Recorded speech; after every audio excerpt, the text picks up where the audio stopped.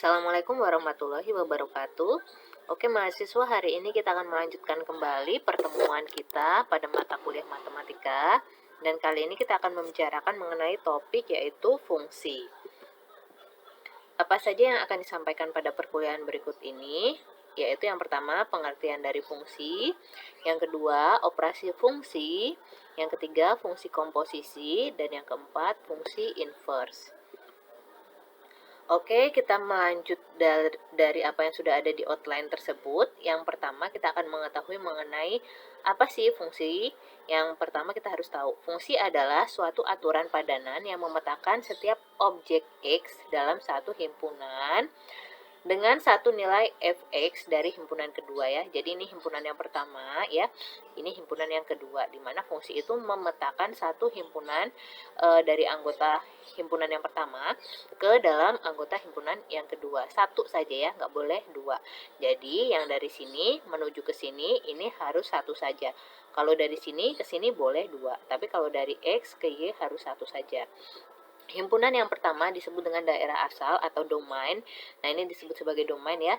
Himpunan yang kedua disebut sebagai daerah hasil atau ring. Nah, ini disebut dengan ring. Notasi fungsi adalah Y sama dengan Fx ya. Ya, ini biasa kita lihat ya, bahwasanya fungsi ini dinotasikan dengan Y sama dengan Fx. Nah, ilustrasi fungsi yang pertama saya mau memperlihatkan bahwasannya ada dua himpunan ya, himpunan A dan B. Himpunan A ini di sini memiliki 3 titik dan himpunan B memiliki 2 titik. Nah, setiap satu titik di A ini memiliki tujuan di B. Nah, ini yang dikatakan fungsi karena setiap titik A memiliki satu fungsi memiliki satu tujuan di B. Kalau B memiliki lebih dari satu tidak apa-apa, tapi kalau A harus memiliki satu saja yang ke B-nya, itu disebut dengan fungsi.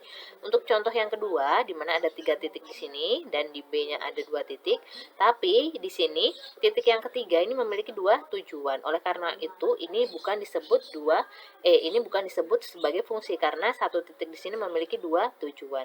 Setelah itu untuk yang ketiga yaitu ada 3 titik dan di sini ada 2 titik, tapi ada satu titik yang tidak memiliki tujuan sehingga ini juga bukan disebut sebagai fungsi. Oke, mengerti ya? Jadi fungsi itu memetakan setiap anggota A, setiap berarti semuanya ya, ke satu anggota B. Ingat satu saja anggota B-nya. Notasi fungsi. Seperti yang sudah disebutkan di awal bahwasanya notasi fungsi adalah seperti ini, di mana Y sama dengan fungsi dari X. Fungsi dari X ini adalah Y, adalah suatu relasi yang menghubungkan di mana setiap anggota himpunan X ya di sini ya, di mana setiap anggota himpunan X mempunyai pasangan tepat satu di anggota himpunan Y. Nah, ilustrasi yang berikutnya misalkan soal yang berikut ini ya, dari gambar di bawah ini tentukan mana yang menyatakan fungsi. Misalkan untuk yang pertama ya, ada angka 1, 2, 3 dan ada huruf A, B, C. Nah, di sini setiap anggota A memiliki anggota di B. Meskipun di B ada yang memiliki 2 anggota di A. Nah, ini nggak apa-apa. Ini tetap disebut sebagai fungsi. Untuk yang kedua, ini di mana terdapat himpunan angka 1, 2, 3, 4 dan A, B, C, tapi ada satu anggota yang nggak memiliki tujuan di himpunan kedua, sehingga ini bukan disebut fungsi. Untuk yang ketiga, yaitu ada namanya angka 1, 2, 3 dan ada huruf A, B, C. Nah, ini juga disebut fungsi karena setiap anggota A memiliki satu tujuan di B.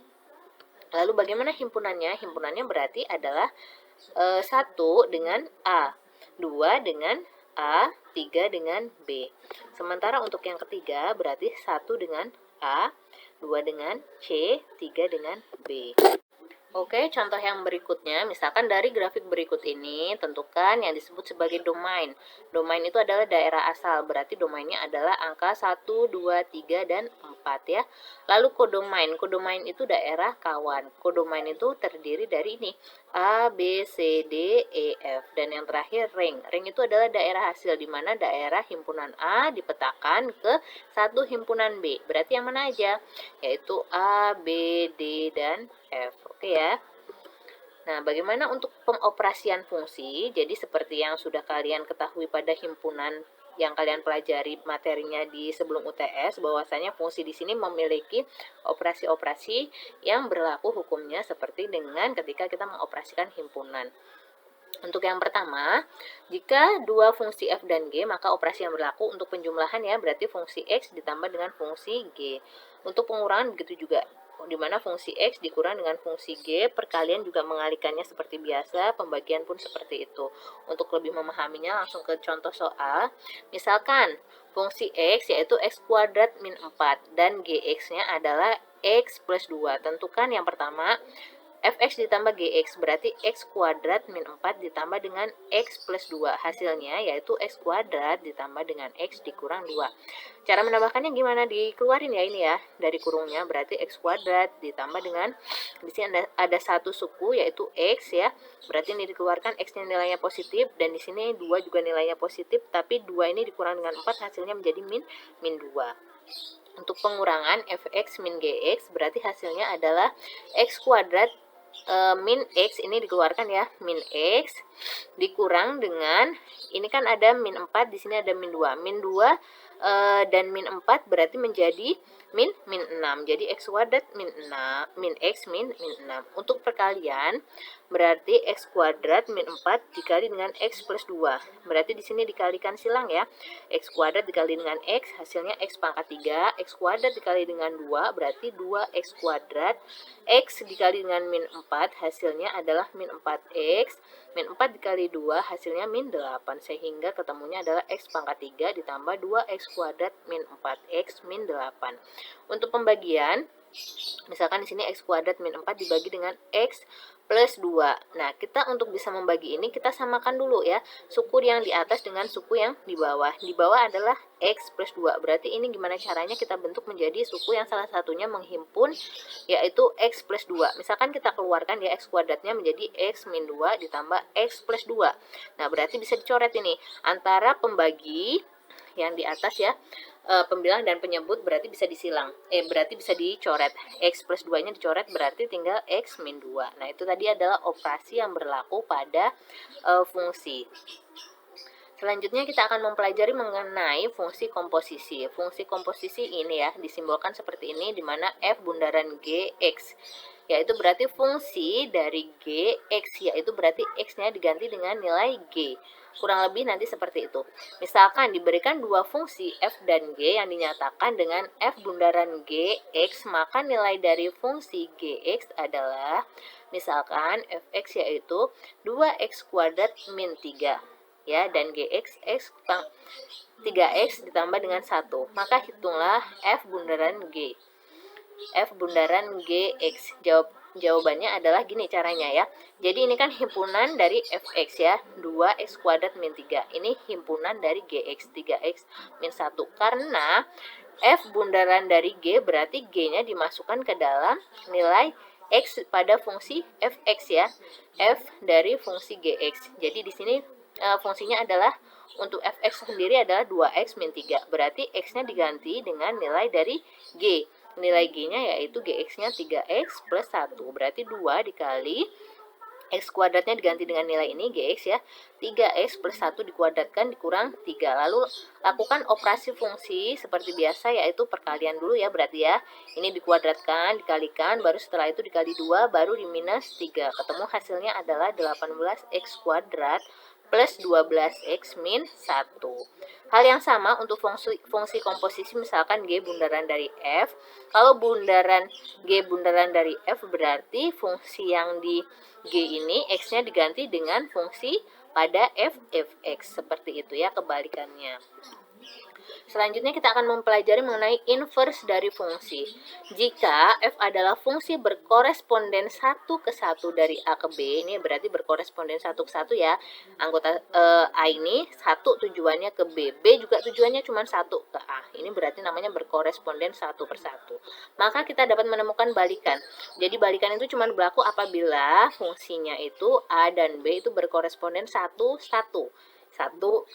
1A ini mempunyai satu anggota B dan 1B memiliki anggota di A. Itu berarti berkoresponden. Maka bisa kita lakukan inverse ya. Fungsi balikan dilambangkan dengan F inverse. Misalkan A adalah anggota himpunan A dan B adalah anggota himpunan B, maka F fungsi inverse dari B, fungsi inverse dari B berarti kan A ke B ya, seperti biasa. Kalau misalkan dibalikan berarti kan fungsinya itu menjadi fungsi kebalikan dari B ya, berarti adalah fungsi A. Jadi fungsi inverse dari B adalah sama dengan A jika fungsi A adalah sama dengan B. Maksudnya gini, fungsi A ini ke B ya, bisa dibalikan, B-nya jadi ke A. Ini berarti namanya fungsi inverse. Seperti itu. Nah, bagaimana sih cara mencari inverse dari suatu fungsi? Misalkan ada fungsi lalu kita disuruh mencari bagaimana inverse-nya. Langkah-langkahnya adalah yang pertama, buatlah perubahan dalam persamaan Y sama dengan Fx, lalu ke dalam bentuk X sama dengan Fy. Lalu rubahlah X dengan F inverse Y sehingga menjadi F X yaitu F inverse Y. Lalu ubahlah variabel Y dengan X dan akan ditemukan inverse dari Fx berupa F inverse ya. Contohnya misalkan seperti ini. Tentukan inverse dari fungsi Fx 2x plus 6. Nah, Fx-nya kan di sini bentuknya adalah 2x plus 6 nih. Yang pertama dilakukan adalah dirubah menjadi fungsinya Y. Fx-nya ini diganti dengan Y. Gitu aja, simple ya, diingat-ingat. Fx-nya diganti dengan Y. Berarti Y sama dengan 2x plus 6. Ini ketemu ya, Y sama dengan 2x plus 6. Lalu kita mencari nilai X-nya. Kalau kita nyari nilai X-nya berarti di ruasnya itu disatukan ya, 2x sama dengan Y dikurang dengan 6, karena kan Y-nya pindah ke sini ya, X-nya pindah ke sini berarti jadi positif 2x, yaitu Y min 6. X-nya berarti ketemunya berapa? Yaitu setengah Y dikurang 6 dibagi 2, yaitu min 3. Jadi fungsi F inverse-nya yang terakhir yaitu kita ganti, ubahlah variabel Y dengan X. Di sini kan ada nilai Y, kita rubah menjadi nilai X, berarti F inverse X adalah setengah X min 3. Nah, seperti itu cara mencari inverse dari fungsi. Yang pertama kita rubah dulu, di sini fungsinya jadi Y sama dengan 2X plus 6. Lalu kita cari nilai X. Cari nilai X seperti biasa, operasikan saja fungsinya hingga ketemu nilai X ya. Di sini X-nya ketemu.